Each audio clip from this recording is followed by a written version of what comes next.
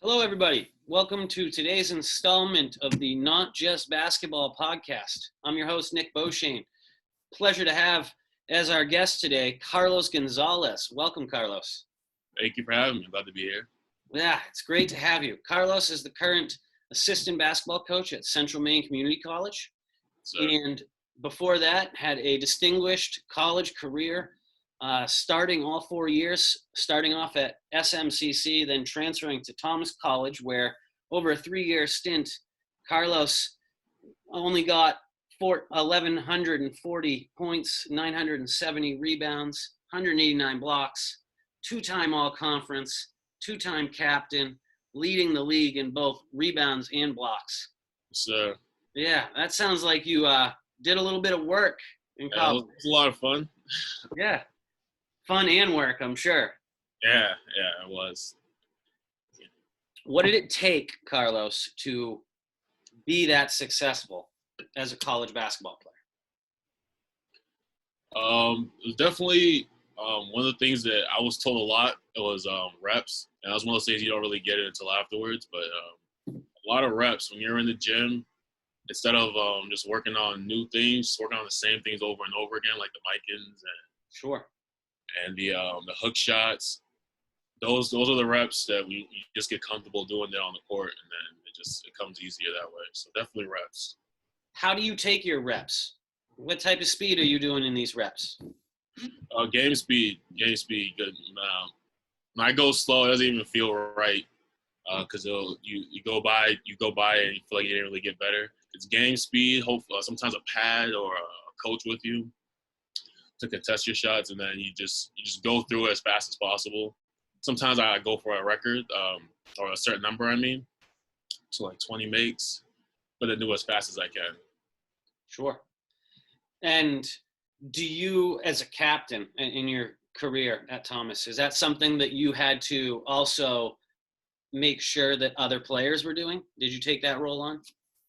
Yeah. There was a lot of times where you would run practices with the captains, and you kind of just gotta let everybody know how we're gonna go about things, and or even just during actual practice with coach. We got the big man drill. Assistant coaches lead what they do, but it sounds different coming from a player. Sure. So you always got to be vocal and let them know, okay, we're doing this, or you can go higher than that. You don't need to miss a layup. No one's guarding you, type of deal. So, What's it been like to transition here into a professional career as an assistant coach at the college level? How's that been?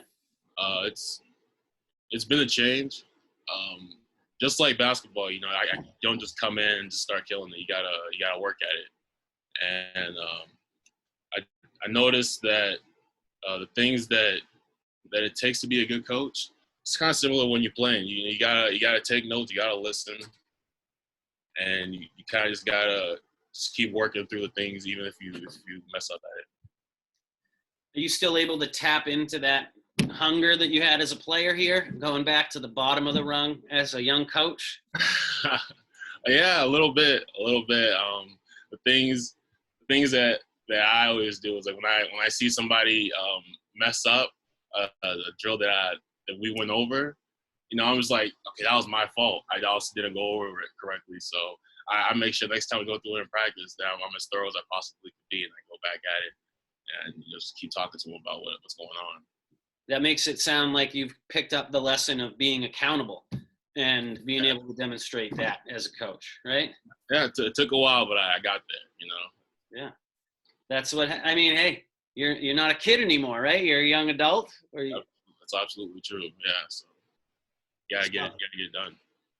And I think that it's really awesome that you have the unique opportunity to work with people that aren't a lot younger than you. They're the next generation after you, from a former player, now coach, to a now player at that level. So there must be a real interesting opportunity to connect with those kids because of your recent experience playing at their level. Yeah, it's definitely a unique connection. I'm lucky enough, fortunate to have the same thing. I had a coach who graduated a couple years before I was there, so I felt like I could actually go and talk to him. So I feel like I definitely believe that the kids know that with me, that they can talk to me about things because I was just there. You know, whether it's just why'd you get subbed out or why isn't this matchup working or why isn't that move, they could talk to me because I was just there. And it sounds a lot better than coming from a coach sometimes because you can relate. Sure. And I think that's a great segue to one of the more important roles of assistant coaches, which is keeping the temperature and being able to work with kids while they're on the bench. What do you see as the role of the bench during a game and being able to work with kids on the fly while they're grinding out a game that counts? The bench brings the energy mostly. You know, like the fans can be loud, but if your bench is supporting you, you feel that. So you kind of gotta make sure you let them do that, but at a certain extent, you can't let them leave the floor. You know, when they get excited when they see a dunk, and you also gotta talk to them. Say, hey, you see that? And when you get in, make sure that you know they're gonna make that pass, so that back door is coming. Yeah. So the communication is key, and also the energy. Energy is huge. That's what the two big things you gotta do on the bench. There's something to be said about a team that has everybody all in the whole time, whether they are guarding the best player on the other team or fighting for a weak side rebound or outside the huddle while the coach is talking to the 5 kids in the game. Like it's real. It really benefits on an almost intangible way the fact that you're playing against a team that's fully together. Wouldn't you say? Yeah, especially since it's a team sport. So you always got to find that team where you just have one guy who can drop 30 every night. But if you're just going through one guy, he'll get tired out. It's harder to have 12 guys get tired out than one. Mm-hmm. So definitely it's important when we're all in, and you need that. And is that something that you can just turn it on and off on game day? The intensity or that togetherness and camaraderie, like that common fight that you have when you go up. I think it just comes. Definitely with wins. When you got like a three game streak going on, everybody's gonna be friendly with each other. But I don't believe it's on and off. I think it's every day. So whether it's like hanging out in cafeteria, texting the group chat, just saying, what's going on, things like that. You gotta do it every day. You are what you continually do. So I don't think you could just turn it on and then one day we're gonna come back from 30 because we want to now. It's just you gotta have it in you. Yeah. And is that something that can be taught? The way I see it is if you see it often, you could follow it.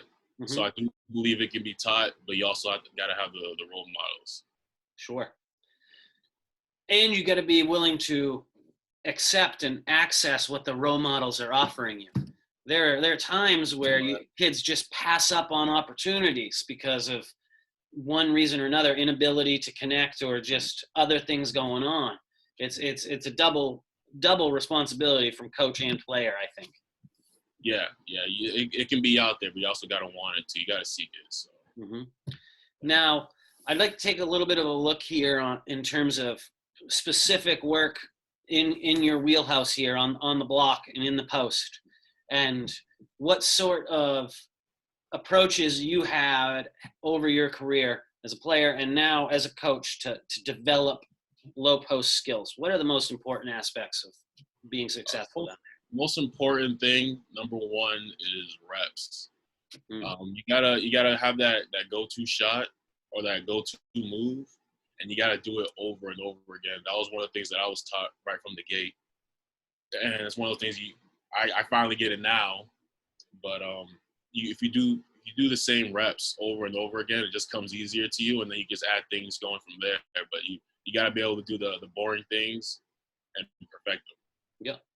And did you focus on developing counters for those as well? Yeah. So I would always make sure I would get a hook shot or a drop step baseline, and then after I get those in, the next thing you do is go in middle or the counter and the fake baseline, go up and under. So it's always important.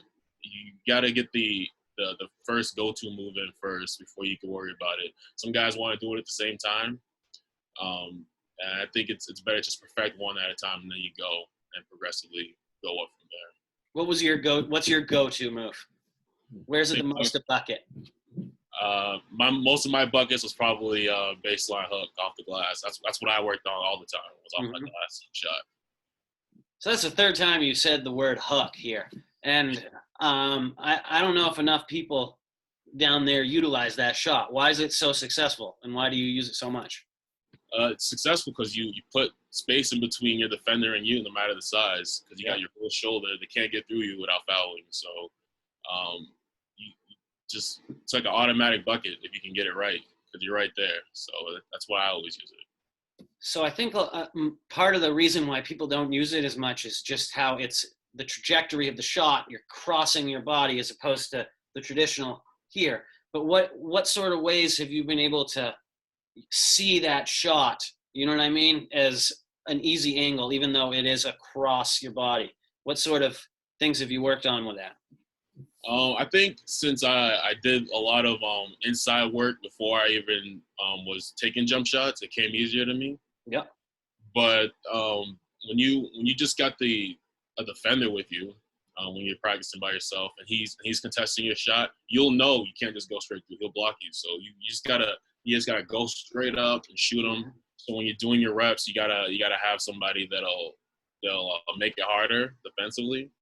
Sure. And I think hard defense leads to easier games. Where does footwork come in on all this? Footwork is number one, definitely, because too often you'll see the guys with all the strength in the world, all the speed in the world, but he can't get to where he wants to go. Mm-hmm. So that's another thing you gotta make sure you get that foot around them. Sure. So that you get to where you want to go. It's probably number one, number two. Yeah. How do you improve your footwork as a big man? So I like to do the pivot series. Okay. So you don't even need a ball, or you don't even need a hoop. Actually, you just get a ball and you kind of just do your catch and pivot. Yep. Your catch and go. You do that on a spin out and catch. You spin out, catch it, and then you make your move, and then you make the counter, and you make your move. Yep. And you just doing your footwork, so you're pivoting both ways every time, so you're just comfortable with it. So I think front pivot, and reverse pivot, both feet? Yeah. I think if you can do that, you can do everything else. You could do a little drop step. You can do the up and under, the reverse, if you could pivot. Sure. Some people don't even know what the reverse pivot is, which foot to go with. So if you work on those, you definitely can get the post moves you want in. So through my development of my old man game and finding myself on the block when I play more often than I used to, the reverse pivot, I think, is one of the secret weapons in basketball. And what does it do, Carlos, to expand your opportunities on the block, the reverse pivot? It gives you space. It opens it up. So your defender is a little off now, and then you get to decide what you want to do now. They don't decide where you go, because now that you have that space, you can make that jab, you can take that jump shot, or you can make your dribble, and because of the openness you got now. Yeah, and just by clearing that foot through that defender space with the reverse pivot, because you're coming into the defender on the reverse pivot, as opposed to the front pivot where you're pivoting your body away from him, you create that space naturally where he has to get on his heels just the littlest bit to allow your leg through. And when you clear, you're in that triple threat. And then you haven't used your dribble yet, and you can go right back to the defender too. You don't have to stay there. So with that reverse pivot and that footwork coming into play, how do you finish? How do you put the ball in the hoop? The way I work on it is I go by their reaction. So if they're just gonna play the drive, I'm taking the jump shot, and if they want to come up on me, then I gotta take that dribble towards them. Mm-hmm. And then I made my space, whether it's the little chicken wing or come to two, and then I go straight through. So I go by their reaction, because now that I dictated what I'm gonna do, now they gotta make their chess move. I remember playing against you when you were 14, 15, and I would just sit on your left shoulder. and force you to your left because you were 5 inches taller than me and I was 10 years smarter than you. So I decided to do that. What have you done to be able to develop your game in being able to go either way and be successful? It's, practicing, but not just like, with the team, but like on your own. You got to go through it as fast as you can. So when I'm practicing and I get my reps in, I always try to get a certain number. So whether it's 20 makes, 30 makes with each hand, and I try to do it as fast as I can. I would say start off slow so you get your form correctly. Yep. Footwork correctly, but after you're comfortable with that, go as fast as you can. Because once you do that, you're really mastering it, and you could do it in the game a lot easier. Were you able to log a lot of successful hours on your own doing one-man work? I think I did better with a teammate. By myself, I would get things done every now and then, but I was always better with somebody pushing me or someone I could compete against. I was definitely more competitive when I was working. Sure. Do you see ways that kids can stay connected here and challenge each other, even though they may not be able to be in the same space together? Yeah, definitely. I see a lot of kids recording themselves, putting it on IG Live when they're working out. Well, why not, record yourself with a workout and tell them how many mays you got, and then somebody try to up that. Yeah. That's still competing. You probably can't be in the same place, but you can let them know, hey, I got 100 makes, this much time, perfect form. Now you try it. Or I did 60 push-ups today, and then all of a sudden, Bryce does 65, type of thing. Exactly. Just I think that's something we all naturally have. If you're a good basketball player, you want to compete. So if you see somebody do something, you're gonna want to do it better than them. So that'll help. So what is it about basketball that has drawn you in so much? What do you get from this game? Well, you got your family straight off the bat. Whether you love them or hate them or they annoy you, you're gonna be around them all the time. So just like you're at your real family, you're around them all the time. So you get people you get to talk to. You're gonna go into practice, you're gonna go into games, and if you love them, it's just gonna be a lot easier. Mm-hmm. So right off the bat, you get your boys, and then you get a routine. Now that I'm not playing basketball at college, you kind of got to make your own routine. Basketball gives you that right off the bat. You got to wake up, got to get your workout in, whether it's your lift or your shots with your friends. And then you got to go to practice, and then you got to do study hall with the team. So they get you in the routine, and that's really healthy. When you get out and you're in the real world, because you can't just sit around all day, or you can't not do anything productive all day. What about the lessons in terms of facing adversity and like real challenge, and how basketball's steeled you for that? Yeah. There was definitely a lot of challenges, like times where you'll be down by a lot, and against a team you thought you were gonna come in easily.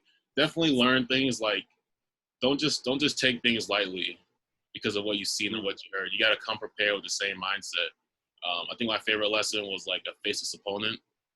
So even when you're out in the real world, just because you hear things about something, that doesn't mean you gotta take it a certain way. You just come at everything like I'm gonna give it my all, no matter what, and I'm gonna come with a full clear mind of what I'm gonna do. Do you see opportunities to pass on that knowledge that you've acquired to future generations and players here? Yeah, I definitely see that. When I was a player, I had my coaches. I had Coach Accor and I had Coach Pollard when I was at Thomas. And those were guys that who you spend the most time with in practices and outside that would talk to me about things. You definitely see that I could, why not? Why can't I do the same exact thing with these guys that I coach with? Anytime they need something or they need a drill or they have a question, I think I can answer that. I know I had it and I saw how much it impacted me. I think I could definitely do the same. Now, when you show up to a given practice, what is it that Coach Gonzalez's role is? How does that look? So kind of just start off, probably talk to a few guys, see how it's going. Let them know that I'm here. If they had any questions about last practice or the current, and then we go through our drills. Definitely look at the big man first, since that's my first priority. Why I was brought in, and say you got to get on that help side. You got to get there. Verticality in. You don't swing your arms and foul. And then when we split up, I go through all the big man stuff that you could think of. Whether it's Mikins, rebound, defensive, footwork, and we go through that. I think we get like our 20, 30 minutes of doing that. And then when it comes to the scrimmaging and stuff, I kind of like to key in mostly on the defensive side. So that's what I was best at, and that's what I can help at the most, and with the rotation. So I'll deal with defense, I'll deal with the bigs, and then, I'll let them know that we're a fam. Yeah. It's not all business sometimes. Well, I think that's great that you began and ended that with that sort of like check-in and that relationship building that you have with the kids, because I think that kind of is interwoven into successful teams and programs, that sort of camaraderie and relationship building. But I'd like to take a look. You mentioned in terms of your expertise, really where you buttered your bread was on the defensive end. And we talked a bit earlier about footwork and getting reps in on the offensive block, but what sort of things do you need to be able to do to be successful as a low post defensive player?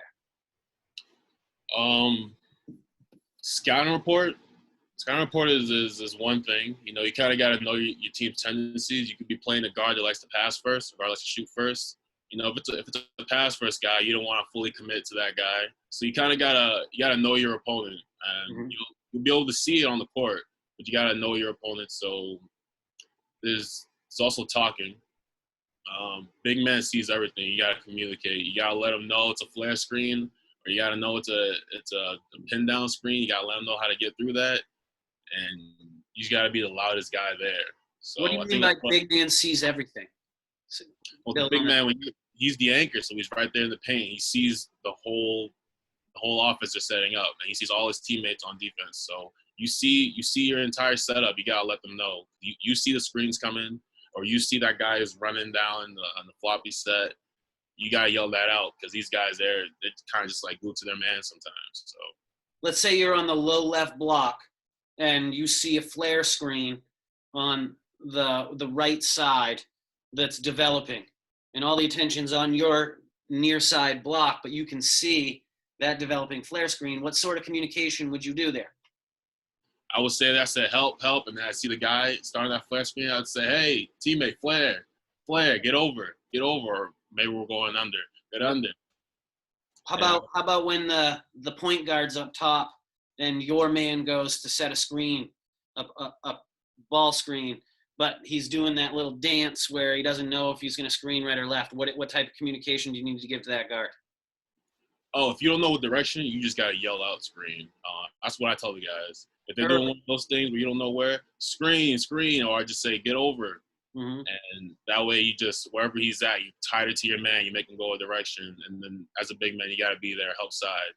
Have faith that your teammates will get any type of pass to the paint. You got to help them out right there with the ball handler.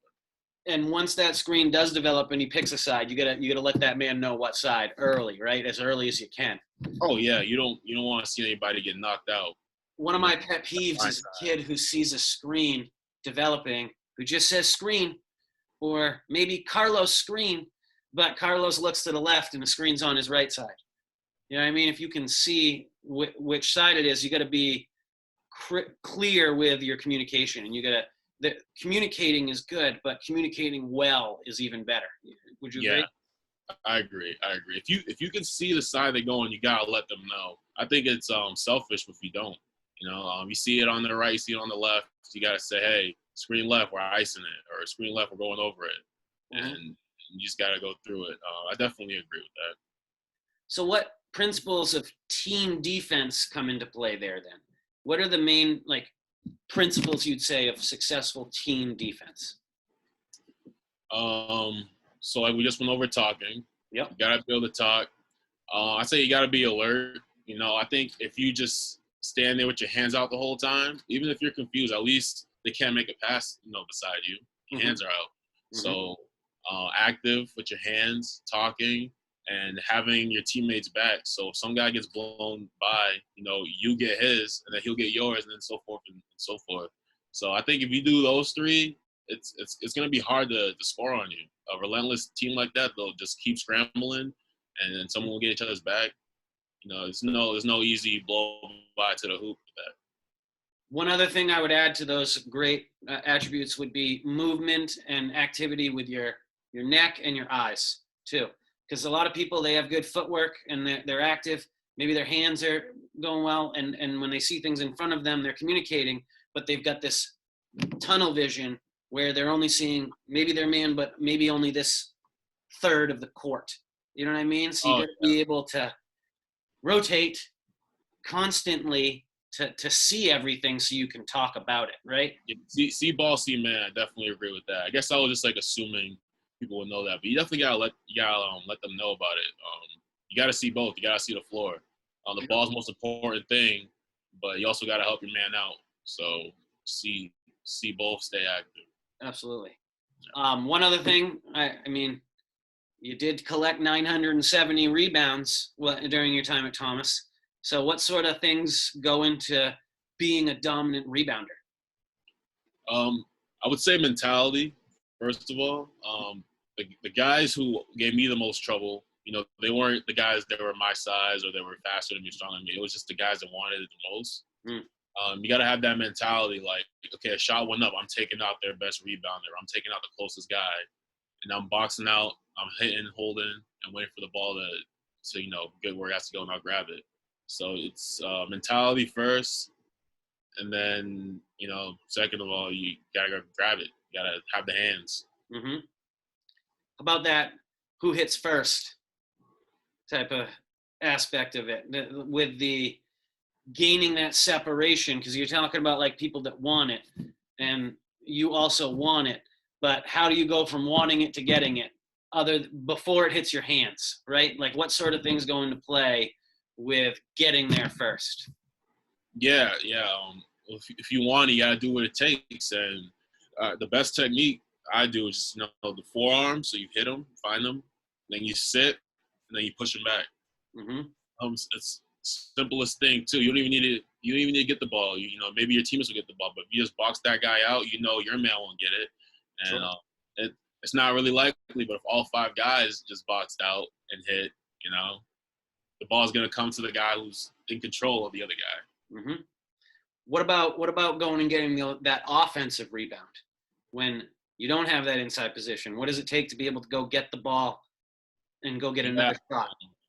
What I like to do is just get beside them. You can't just push people in the back and you're not in the inside position. So I just try to get beside them as much as I can, and then I just start fighting from there. Everybody could do that. Anybody can fight. Anybody can get beside somebody, and then you just get to that side, shoulder to shoulder, and you just push them to the side and get them. It's really interesting to take a look at kind of like the inner workings of how to get stats like that, right? Because it's not just 6'8". A lot of different things go into play, from the work required at the practice every day with the reps, and the mentality that you highlighted as number one for glass work. It's cool to see how all that intersects and creates monster stats. You know what I mean? Yeah. Now with your role in coaching, how do you work with kids in terms of goal setting? Like where they want to be with the team? Sure, that's one. But there's team goals that individual players have, and then there's individual goals that players have. And there's also like goals that go beyond the court. So you're a professional now. What sort of role do you have in terms of helping kids develop and succeed with their goals? I'd say like we said earlier, you kind of gotta want it. The information's out there, and you kind of gotta want it. You gotta grab after it. So I kind of gotta like let them be aware of the opportunity they have. Mm-hmm. I like to be that guy that lets them know that hey, I was just there and it went by in a flash. So don't take it for granted. And as far as helping them reach their goals, you kind of you need somebody who you could go to for questions. Mm. So I let them know that hey, you ever got something you want to talk about, or an offensive goal, defensive goal, basketball goal, we can work that out. The gym is open. So I think I'm a resource as far as questions and directing them into a path. If I don't have the answer, I know somebody will find it for you. Yeah, that's great, and that kind of goes into that network that you can build as a coach, right? The relationships that you develop through the game go beyond your playing career. That's one of my favorite things I've realized as a coach. Yeah, you can still talk to them after the season and stuff like that, and you'll see them around. So it's not like a 1 year thing, a 2 year thing. Mm-hmm. The duration of the school, they'll be around. So. Well, Carlos, I feel like this was a great conversation. I really appreciate you coming on board here today, and I'd love to do this again with you in the future. Oh, sounds good. I liked it. Thank you. Thanks for having me. Once again, Carlos Gonzalez, Thomas College graduate, business management, star basketball player, now assistant basketball coach at Central Maine Community College, joining us today on the Not Just Basketball podcast. Thanks again, Carlos. Thanks for having me. Appreciate it, Nick. Yep. Everybody, have a good day. We'll see you next time.